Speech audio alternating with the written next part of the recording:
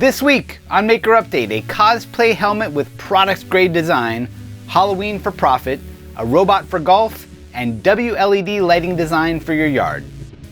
Hey, I'm Donald Bell, and welcome back to another Maker Update, the show about DIY projects and the makers who make them.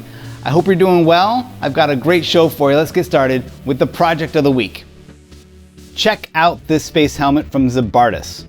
This is a render-accurate recreation of a helmet designed for the new Starfield video game expansion, Shattered Space. And there's not just one of them. With a 2-month deadline, Zibartas had to build 2 of these, and they had to be designed for all-day wear at Gamescom.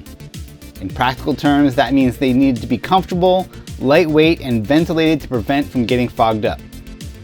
Having a 3D render to work from certainly made it easier to get the look right, but the practicalities of engineering a real human-scale helmet from a video game design represented a huge undertaking.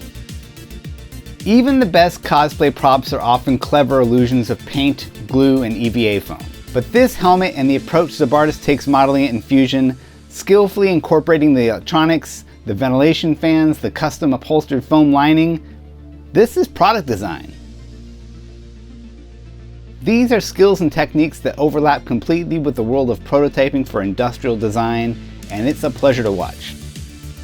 One of the most challenging aspects of the design was creating this oddly shaped tinted visor. It's just not something you can pick up from the space helmet store. So to get an uncompromising version of the visor with those grooves and the correct shape, Zibartas 3D printed the visor using a custom tinted resin.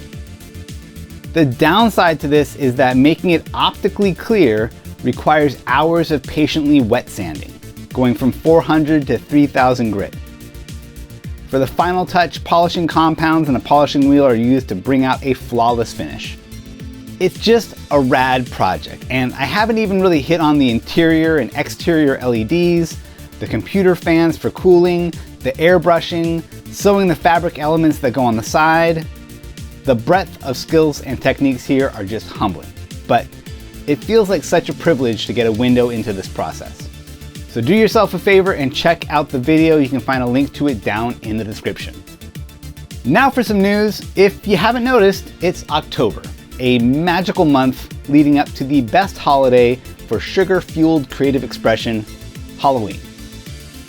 If you're the kind of person who doesn't typically let themselves enjoy a messy, just for fun, weird project, Halloween is your cultural get-out-of-jail-free card. But if you need just a little extra incentive, there's the annual Halloween contest from Instructables.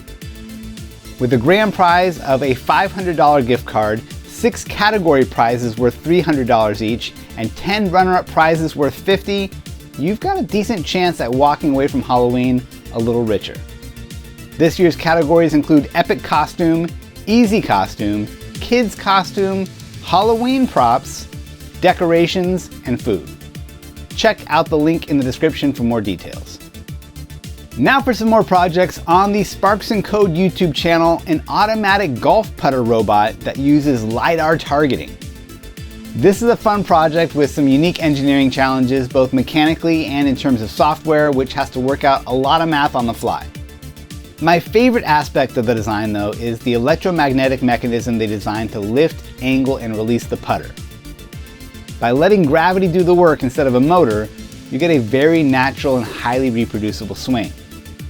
Yes, you'd probably get some looks bringing this out to the golf course, but for me, as a non-golfer, if you told me there was a game where I get to drive around in a tiny cart and deploy specialized robots, I'd be there in a heartbeat. Also at the intersection of landscaped grass and electronics, check out this guide from Erin St. Blaine on making custom garden path lights using NeoPixel LEDs and WLED software. In terms of scale, this is Erin's largest LED project yet, at least to my memory. She's using 64 feet of addressable LED strip broken out into 16 4-foot sections that she can reconfigure as needed. Now, it's one thing to add some color-changing LEDs to your room or to a costume, but it's a whole other ball of wax to prepare them to live outside. Erin shows how she weatherproofed the strips using hot glue and heat shrink, then how to use clear drying silicone adhesive to sandwich the lights between stakeable garden edging and a layer of acrylic crystals that diffuse the light and give it a more natural look. A weatherproof enclosure handles the electronics, which in this case is Adafruit's ESP32 Feather V2. For a long run of lights like this, she also shares a technique for adding power injection further down the line by splicing in a second power terminal. This can help bypass the resistance that builds up in long runs, leading to voltage drop. And for the WLED software side of this project, you get an in-depth look at many of the built-in timer and scheduling features of the software. Want your lights to come on for 15 minutes after sunset and play a specific preset? There's a setting for that. Want your lights to gently fade after running for a couple hours? They thought of that too. Want your front garden lights to wirelessly sync up with your back garden lights? You can do it, and Erin's guide explains how. Now for some tips and tools. On the Slant 3D channel, a useful look at the state of AI-generated 3D models. Specifically, we're looking at the online tool Rodin. This particular tool can use either text or images as the seed for the model you want to create. The models aren't always printer friendly. You may have to do some cleanup, flatten the bottom, or smooth out some features, but it works. And there's no reason to believe that tools like this won't rapidly improve over the next year. Tamar from 3x3 Custom has a great video on how she built this portable multi-function table, or MFT.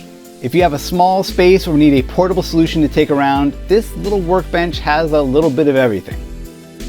You've got storage, dog holes for fixtures and clamps, tracks on the side for attaching other hardware, and it can even extend out for working with larger material.